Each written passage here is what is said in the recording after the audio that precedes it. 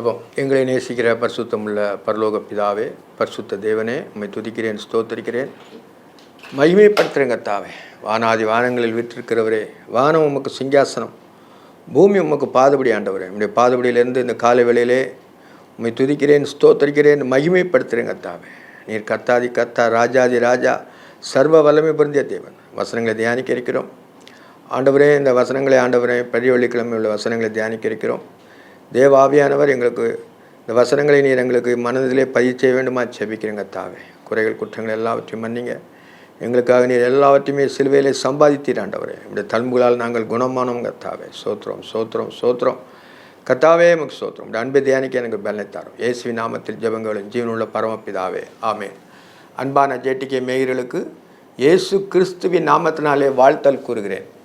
நம்ம ஒவ்வொரு வாரமும் வெள்ளிக்கிழமை, அதாவது வெள்ளிக்கிழமை காலையில் 8லிருந்து 8:30 வரைக்கும் தேவனுடைய வசனங்களை ஆராய்ந்து கொண்டு வருகிறோம். கடந்த காலங்களிலே நாம் இயேசுவானுடைய பாடுகளில், அதாவது அவர் பிரதான ஆசாரியர் கையிலையும் பரிசேயர் கையிலையும் பிரஜாதி இடத்தில் ஒப்புக்கொடுக்கப்படுற வரைக்கும் நாங்கள் பார்த்தோம். இப்போ நம்ம என்னென்னா, இன்று பெரிய வெள்ளிக்கிழமை இருப்பதனால, அதாவது குட் ஃப்ரைடே இருப்பதனால வசனங்களை தியானிக்க இருக்கிறோம். அந்த ஆண்டவர் சிலுவையிலே 7 வசனங்களை முன்மொழிந்தார். அந்த 7 வசனங்களை நம்ம தியானிக்க இருக்கிறோம். கிறிஸ்துவை மையமாக வைத்து தான் எல்லாமே இருக்குது. இயேசுவானவரை மையமாக வைத்து தான் நம்ம இந்த செயல்பாட்டுக்குள்ளே வருகிறோம். பெரிய வெள்ளிக்கிழமை, ஈஸ்டர், கிறிஸ்மஸ் எல்லாமே கிறிஸ்துவை வழிபட்டு தான் அந்த ஒரு வருஷத்துக்கு ஒரு முறை நம்ம அவரை தியானிக்க இருக்கிறோம். கிறிஸ்து தான் மையப்புள்ளி. அவர் தான் எல்லாமே இருக்கிறார். எல்லாமே அவர் தான். அதனால் சகலமும் அவராலும் அவர் மூலமாக அவருக்காய் உண்டாக்கப்பட்டது. அவருக்கே கனம் மகிமை சதாகாலம் உண்டாவதாக சொன்னது போல் நம்முடைய புகழ்ச்சி, நம்ம தேவனை தியானிக்க தியானம் எல்லாமே தேவனுக்கு பிரியமாக இருக்கணும். அதுதான் இந்த உலகத்தில் நம்ம வாழ்கிற வாழ்க்கை. மற்ற எல்லாமே கடந்து போகும். இது மட்டும் வேத பக்தியானது இந்த ஜீவனுக்கும் இனி வரும் ஜீவனுக்கும் அது புரோஜனம் உள்ளங்க மாதிரி அந்த வசனங்கள் நமக்கு ஆறுதலாக இருக்கிறோம். இது நம்ம 7 வசனங்கள் தியானிக்க இருக்கிறோம். அதாவது முதலாவது வசனம், 4 சுவிசேஷத்தில் அந்த வசனத்தை அந்த ஆக்கியோன் எழுதியிருக்காரு. மத்தேயு எழுதினது மத்தேயு, மார்க் எழுதினது லூக்கா பிரஜாதி எழுதினது, யோவான் சுவிசேஷம் அது பறக்கிற அனுபவம் உள்ள சுவிசேஷம். இந்த வசனங்களை நம்ம தியானிக்க இருக்கிறோம். சில வசனங்கள் ஒவ்வொரு அதிகாரத்தில் இருக்கும், சில வசனங்கள் வேறு மாதிரி இருக்கும், கொஞ்சம் தான் டிஃப்ரென்ஸ் இருக்கும், ஆனால் ஒரே கருத்து தான். அதனால் இப்போ நம்ம என்ன, அந்த வசனங்களின் மூலமாய் தேவனை அறிகிறோம். அவர் எப்படி நமக்காண்டி இந்த பாடுகளை எல்லாவற்றையும் பட்டு நம்மை மீட்பதற்காக, என் மீட்பர் உயிரோடு இருக்கிறார், அவர் உயிரோடு இருக்கிற நாளில் நம்ம அவரை முகமுகமாய் தரிசிக்க பூலோகத்தில் இருக்கும் பொழுது, நம்ம மாம்சம் ரத்தம் ஆவி நம்மளோடு இருக்கும் பொழுது அவரை அறிகிற அறிவு வாசனை நம்ம இடத்துல வீசணும். அதுதான் அந்த உலகத்தில் பெரிய சிலாக்கியம். இப்போ நம்ம பார்க்கும்பொழுது அந்த முதலாவது வசனம், ஆண்டவர் சிலுவையிலே அவர் சிலுவையில் அறிய ஒப்பு கொடுத்தார். பிலாத்து ஒப்பு கொடுத்தும் பொழுது இவங்க பரிசேயர் சதிசேயர் இவங்க எல்லாமே கொலுகதா மலை கொண்டு போய் அவரை சிலுவையில் அடிக்கிறாங்க. அப்பொழுது அவர் அந்த வாக்கியங்களை முன்மொழிந்தார். இதே நம்ம தியானிக்க இருக்கிறோம். வருஷம் அந்த மும்மணி தியான ஆராதனை 3 மணி நேரம் ஆண்டவர் சிலுவையிலே நமக்காண்டி நம்முடைய முழு ரத்தத்தையும் 3 மணி நேரத்தில் அவர் செய்து முடித்தார். நம்முடைய பாவங்களுக்காக அவர் சிலுவையில் அறையப்பட்டார். ரத்தம் சிந்த அவருடைய ரத்தம் ஒரு சொட்டு ரத்தம் இல்லாமல் நமக்காண்டி சிந்தினார். அது பெரிய இது. அதாவது நமக்காண்டி அவர் கிரயத்தை செலுத்துகிறார். இரத்த கிரயமானது, இரத்த கிரயம் நமக்காண்டி அவர் செலுத்தி நம்மை மீட்டுக்கொள்கிறார். அப்போது அவர் சிலுவையில் இருக்கும் பொழுது, பூமியிலிருந்து உயர்த்தப்பட்ட பொழுது இந்த 7 வார்த்தையை சொல்கிறாரு. அந்த வார்த்தையை நம்ம தியானிக்க இருக்கிறோம். முதலாவது வாக்கியமாக அதாவது லூக்கா எழுதின நற்செய்தி நூலில் அந்த சொல்லப்பட்டிருக்கிறது. லூக்கா 23:34. அப்பொழுது இயேசு, பிதாவே இவர்களுக்கு மன்னியும், தாங்கள் செய்கிறது இன்னதென்று அறியாதிருக்கிறார்களே என்றார். அவருடைய வஸ்திரங்களை அவர்கள் பங்கிட்டு சீட்டு போட்டார்கள். இதில் பார்க்கும்பொழுது முதலாவது வாக்கியமாக பிதாவே இவர்களுக்கு மன்னியும், பிதாவே இவர்களுக்கு மன்னியும். இப்போ எல்லாமே சொல்கிறாரு ஆண்டவர் பிதாவை நோக்கி. அவர் தான் மாம்சத்தில் வந்ததுதான் தேவன். அந்த தேவனே தம்மை தாழ்த்தி முழு ரத்தத்தை செலுத்துறாரு. அப்பொழுதுதான் சொல்கிறாரு பிதாவே இவர்களுக்கு மன்னியும். அப்போ ஆண்டவர் என்ன செய்யறாருன்னா, பிதா அவர் நித்திய தேவன், சதாகாலம் வாழ்கிறவர். அவரை யாரும் உண்மை பண்ண முடியாது. அந்த தேவன் மாம்சத்தில் வந்து தன்னை முழு தியாக பலியாக செலுத்துறாரு. இது வந்து தேவத்துவம். தேவத்துவத்தை மனுஷனால் ஆராய முடியாது. தேவத்துவத்தை நம்ம குறையாக தான் ஆராய முடியும், கொஞ்சம் தான் ஆராய முடியும், பெரிய லெவலில் ஆராய முடியாது. தேவத்துவத்தின் பரிபூர்ணமாக சரீரப்புறமாக அவருக்குள் வாசம் செய்து வந்து வசனங்களை தியானிக்கிறோம். வசனத்தின் மூலமாக தான் ஆண்டவர் நம்ம கண்டுகொள்ளணும். அப்போ அவன் என்ன சொல்கிறாருன்னா, இவங்க என்ன பரிசேயர், சதிசேயர், வேதபாரகர், இவங்க எல்லாமே ஆண்டவரை சிலுவைக்குள்ளாக நியாயந்தீர்க்கப்பட்டுறாங்க. பட்டுட்டு அவரை சிலுவையில் அடிக்கும் பொழுது அவர் பிதாவே இவர்களுக்கு மன்னின்னு சொல்கிறார். அவர் நினச்சா ஒரு நிமிஷத்தில் கூட அவங்கள எல்லாரும் அழிச்சிட முடியும். ஆனால் அது என்ன அப்படி செய்யுதுன்னா வேத வாக்கியம் நிறைவேறாது. அவர் வேத வாக்கியம் நிறைவேறதுக்காக தம்மை எல்லாமே தாழ்த்தி சிலுவையிலே ஒப்பு கொடுத்து ஆணி அடிக்கப்பட்டார். அதனால தான் அவர் சொல்கிறார், பிதாவே இவர்களுக்கு மன்னியும். இவங்க செய்யாமல் உண்மைதான் செய்கிறாங்க. அந்த ஆடு அடிக்கப்படுகிறது, பஸ்கா ஆடு அடிக்கப்படுகிறது. அதனால தான் அந்த இதுதான் உள்கருத்து. அந்த பஸ்கா பண்டிகையில் பிரதான ஆடு அவரே நல்மைப்பராக இருந்தவர் மாம்சத்தில் வந்து நம்மை போல ஆடுகளுக்காக தன் ஜீவனை கொடுக்கிறதுக்காக அவர் மாம்சத்திலே வந்திருக்கிறார்.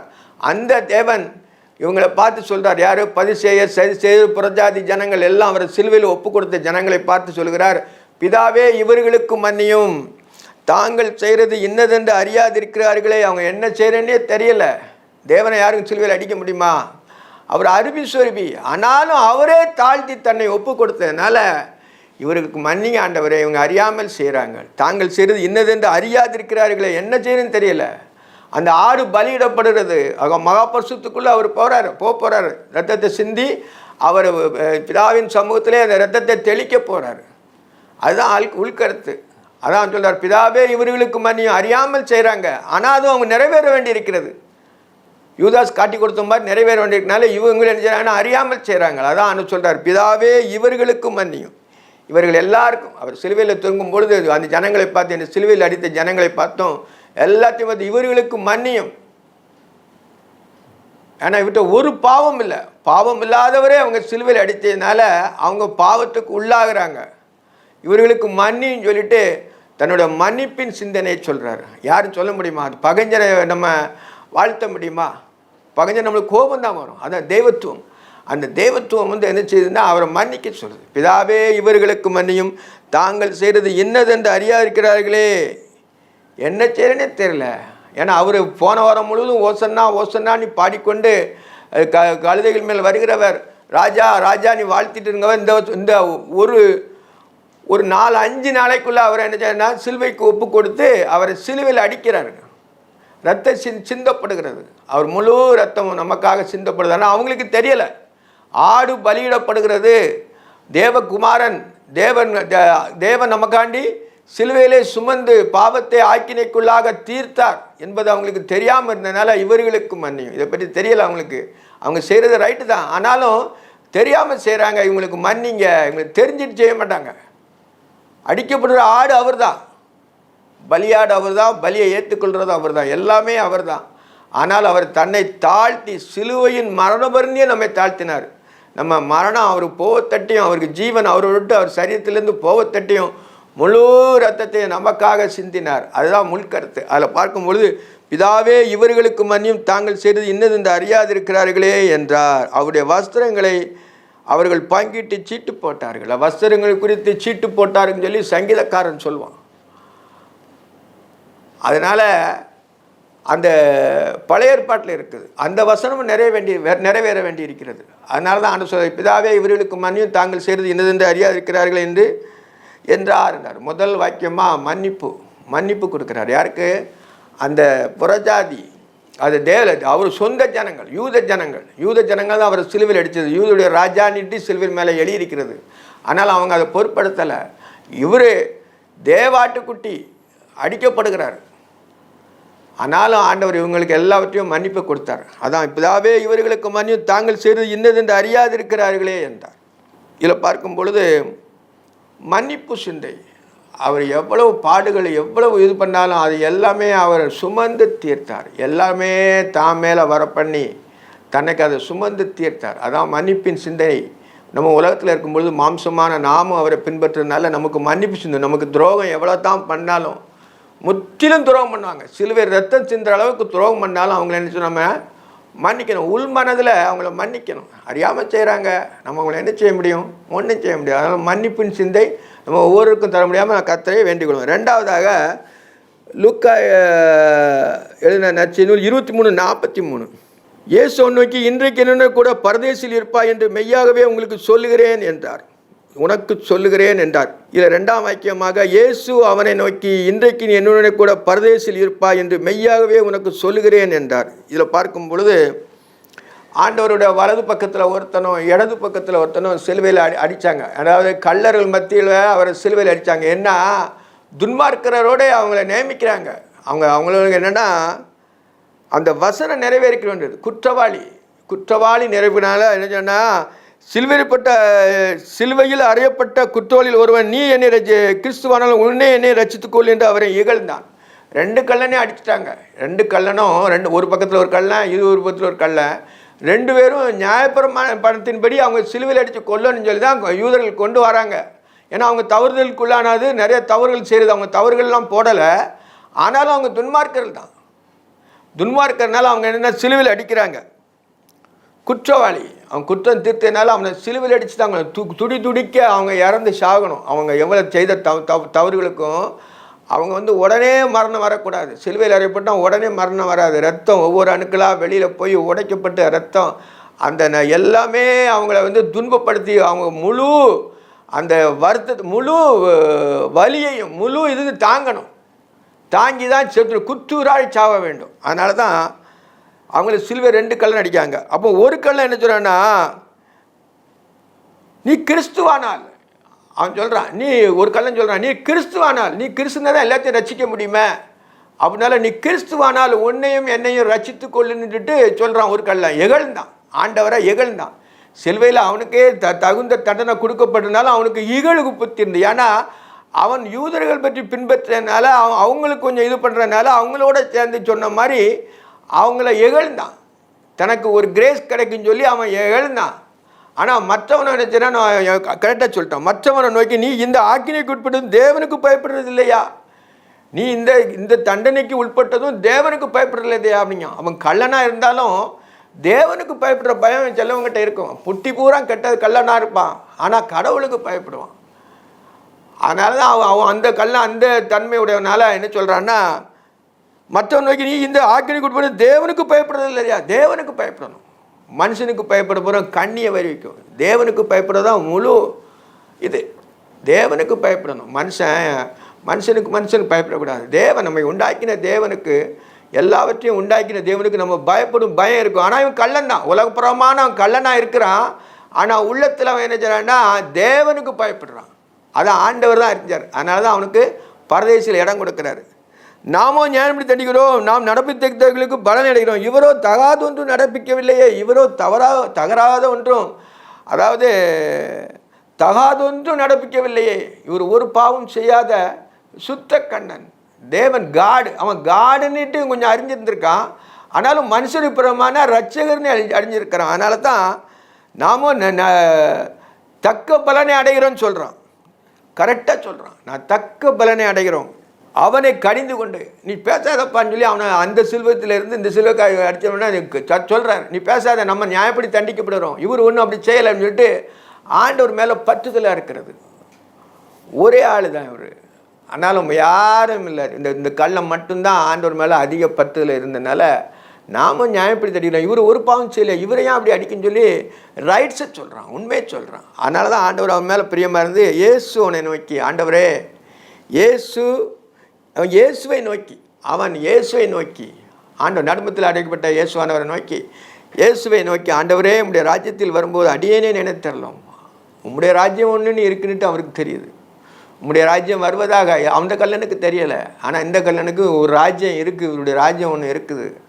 அதனால தான் அவன் உள்ளத்தின் ஆழத்திலேருந்து அவன் சொல்கிறான், இயேசுவை நோக்கி, ஆண்டவரே உம்முடைய ராஜ்யத்தில் வரும்போது அடியேனே நினைத்தரலாம். என்ன நினச்சிக்கிடுங்க, ஏன்னா நான் உங்களோட சிலுவையில் அறையப்பட்டேன், நான் பாவத்தகுந்தாப்புல தான் சிலுவையில் அறையப்படுறேன், நீர் பாவம் செய்யலை, அதனால் நீர் சிலுவையில் அடிக்கப்படுகிறார், அதனால் உங்களுடைய ராஜ்யம் வரும் என்று அவன் அறிந்திருந்தான் அந்த கள்ளன். அதனால தான் ஆண்டவர் சொல்கிறாரு, உங்களுடைய ராஜ்யத்தில் வரும்போது அடியேனே நினைத்தரலாம். இந்த உலகத்தில் உனக்கு அபிஷேகம் சொல்லுவாங்க, நினைக்கவே மாட்டாங்க, மறந்துடுவாங்க. அப்படி இருக்கக்கூடாது. ஒருத்தர் நம்மளுக்கு உபகாரம் செய்யும் பொழுது, ஒரு சமயம் வரும்பொழுது அவனை நினச்சி நம்மளுக்கு உதவி செய்யணும். அதுதான் அந்த கருத்து. ஒருத்தர் நமக்கு உதவி செய்தாருன்னா, அவர் நம்மளுக்கு எல்லாமே சின்ன வயசில் மற்ற காரியங்களை நினைக்கும் பொழுது நம்மளுக்கு ஹெல்ப் பண்ணியிருந்தாருன்னா, இவன் இன்னும் பெரிய ஆள் பெரிய ஆகும்பொழுது அந்த ஏழையை நினைக்கணும். அதுதான் அதில் சொல்லியிருக்கு. இயேசு அவனை நோக்கி, இன்றைக்கு என்னுடைய கூட பரதேசியில் இருப்பா என்று மெய்யாகவே உனக்கு சொல்லினேன்டா. இன்றைக்கு நீ பரதேசியில் இருப்பான்னு சொல்கிறார். நாளைக்கு இல்லை, இன்றைக்கு.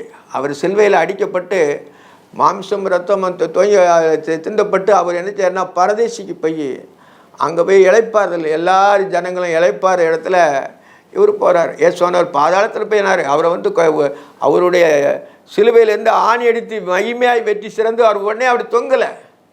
அவரும் பாதாளத்தில் போய் அந்த நோவா காலத்தில் மனம் திரும்பாத ஆத்மாக்களுக்கு போய் பிரசங்கித்தான்ட்டு இருக்கு. பரதேசியில் இருப்பான்னு சொல்கிறார். நீ இன்றைக்கு என்னுடனே கூட பரதேசியில் இருப்பா, என்னுடனே கூட. அப்போவே அவர் பரதேசியில் போயிட்டார். அதுதான் அர்த்தம்.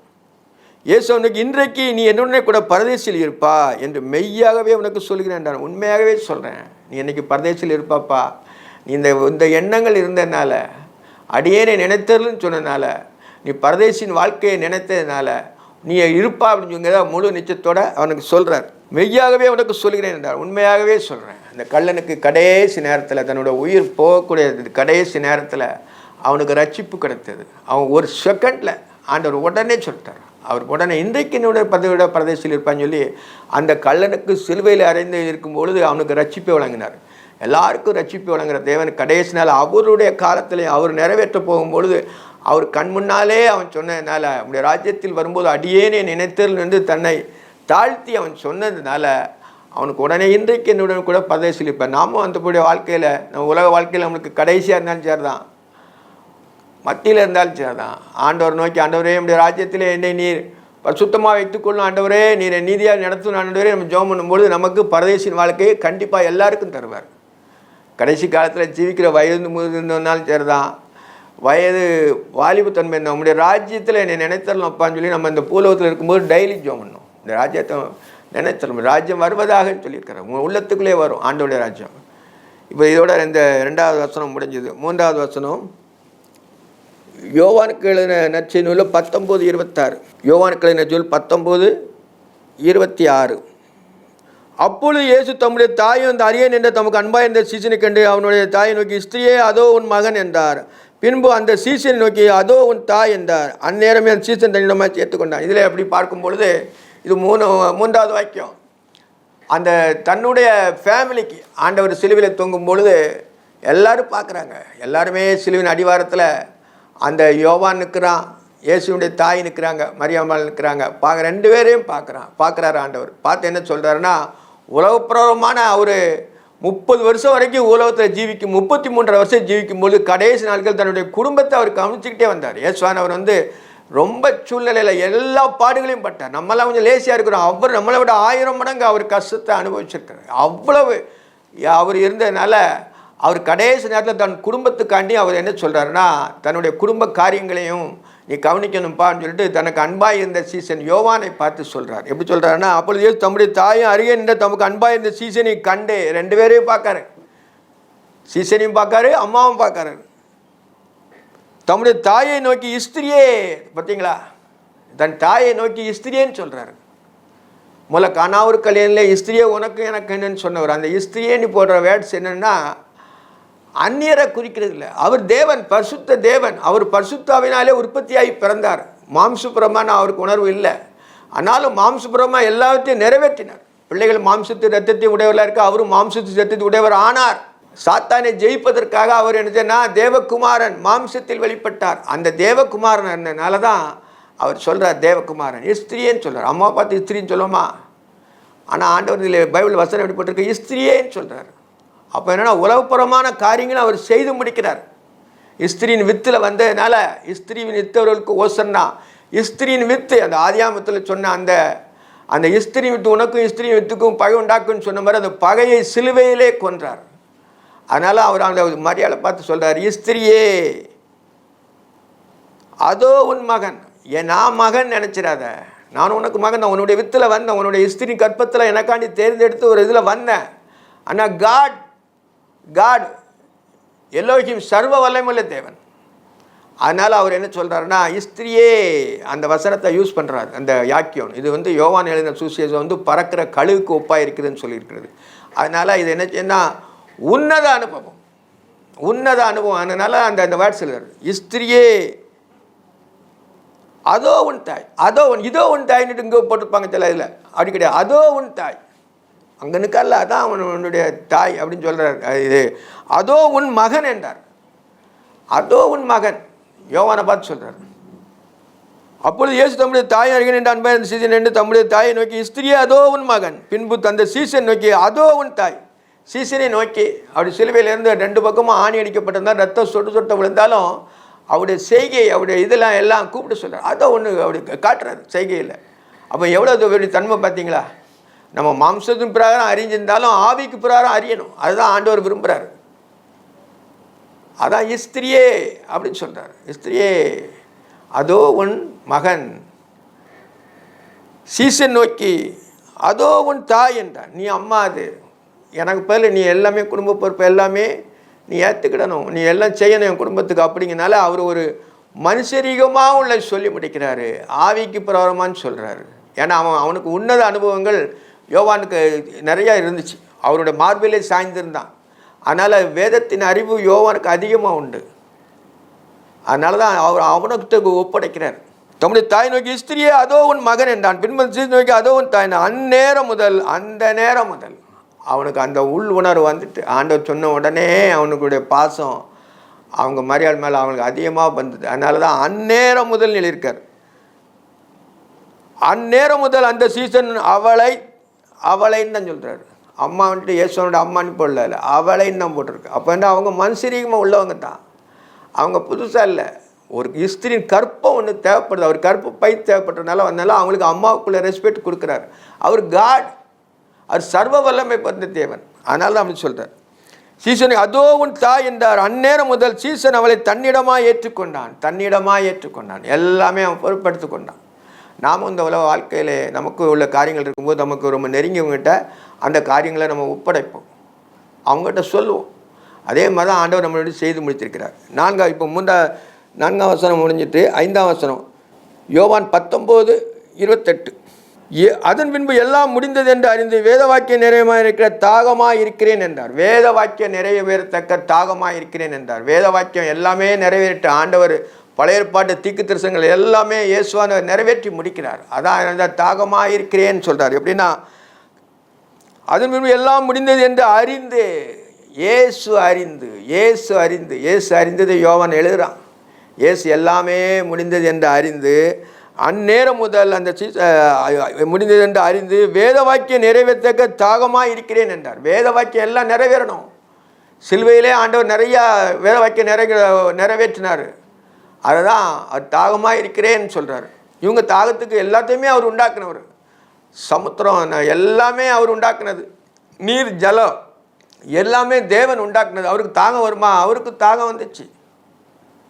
அவருக்கு தாகம் வந்த போய் தான் மனுஷரீகமான தாகம் இல்லை, ஆத்தும தாகம், ஜனங்களை ரட்சிப்பதற்குரிய தாகம். தன் ரத்தத்தை சிந்தி முழு தாகம் மனுஷரீகமாகவும் வரும். ஆனால் அவருக்கு மனுஷரி தாகத்தை பற்றி சொல்லலை. வேத வாக்கியம் நிறைவேறத்தக்க தாகமாக இருக்கிறேன் என்றார். வேத வாக்கியம் நிறைவேறத்தக்க, வேதத்தின் மூலமாக தான் அவரை நம்ம காண முடியும். தேவனை காணணும்னா நம்ம வேதத்தின் வாயிலாக தான் காண முடியும். சொன்னனால கேட்டனால பிரசங்கிக்கிறதுனால ஒன்றும் கண்டுக்கிட முடியாது. வேத வாக்கியங்களை அறிவை உணர்வுற உணர்வு நம்ம இருதயத்தில் இருக்கும் பொழுது தேவனை நாம் கண்டுகொள்ளலாம். அதான் வேத வாக்கியம் நிறைவேறத்தக்க தாகமாக இருக்கிறேன் என்றார்.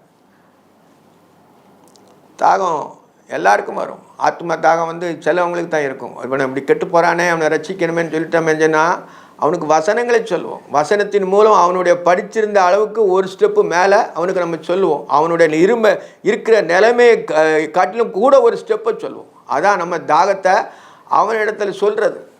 அவனா என்னென்னா கிறிஸ்துவுக்குள் வழி நடத்துறது. அதுதான் அந்த செய்யக்கூடிய கடமை. அதான் தாகமாக இருக்கிறேன். 6வதாக யோவான் 19:30. யோவான் எழுதின சுவிசேஷத்தில் தான் 3 வசனங்கள் இருக்குது. இயேசு காடியை வாங்கின முடிந்தது என்று சொல்லி தலை சாய்த்தார். முடிந்தது என்று தலை ஆவியை ஒப்பு கொடுத்தார். இயேசு காடியை வாங்கின பின்பு அவங்களுக்கு காடியை கொடுக்குறாங்க. அதாவது இதில் பார்க்கும்பொழுது நம்ம மார்க்கில் அது ஏலி ஏலி லாபசாமி, அதாவது 6ஆம் மணி நேரம் முதல் 9ஆம் மணி நேரம் பூமி எங்கும் அந்தகாரம் உண்டாயிட்டு. மார்க்கு 15ஆம் அதிகாரம் 34ஆம் வசனம். 6ஆம் மணி நேரம் 9ஆம் மணி நேரம் பூமி எங்கும் அந்தகாரம் உண்ட 9ஆம் நேரத்தில் ஏலி ஏலி லமா சம்பத்தானி என்று மிகுந்த சத்தமிட்டு அதுக்கு என் தேவனே ஏன் என்னை கைவிட்டீர் என்று அர்த்தமாம். 6ஆம் மணி நேரத்துலேருந்து 9ஆம் மணி நேரத்துக்கு பூமி எங்கும் அந்தகாரம் உண்டாயிற்று. அந்த அந்தகாரம் உண்டாதனால அந்த நேரத்தில் ஆண்டவர் சொல்கிறாரு, என் தேவனே ஏன் என் ஏலி ஏலாயி என்று மெகா சப்தானி என்று மிகுந்த சத்தமிட்டு கூப்பிட்டார். அந்த ஏலி லமா சப்தானி என்னன்னா, என் தேவனே ஏன் என்னை கைவிட்டீர் என்று அர்த்தமா. ஆண்டவர் கைவிட்டாரா? பிதாவின் சமூகம் ஒரு நொடிப்பொழுது அவர் முகத்தை விட்டு மறைக்கப்பட்டது. ஆனால் அப்போ தான் அந்தகாரத்தில் உள்ள சாத்தானே அவர் ஜெயிக்கிறார். அப்போ பூமி மிகவும் அதிர்ந்தது. அதில் பார்க்கும்பொழுது மத்தேயுல 27ஆம் அதிகாரத்தில் இது என்ன சொல்லியிருக்குன்னா, 27ஆம் அதிகாரம் 46 9ஆம் நேரத்தில் இயேசு ஏலி ஏலி லமா சபத்தான் என்று மிகுந்த சத்தமிட்டு கூட என் தேவனே ஏன் அர்த்தமா என்ற அர்த்தமா. அதாவது ஏலி ஏலி இதில் ஏலின்னு சொல்லுது, அது ஏலான்னு சொல்லியிருக்காரு. 2 வருஷத்துலேயே கொஞ்சம் வித்தியாசம். ஆனாலும் அப்போ எலியா வருவானோ பார்ப்பானோன்னு சொல்லி அவங்க அவரை சிலுவையில் இருந்தவர்கள் பார்க்குறாங்க.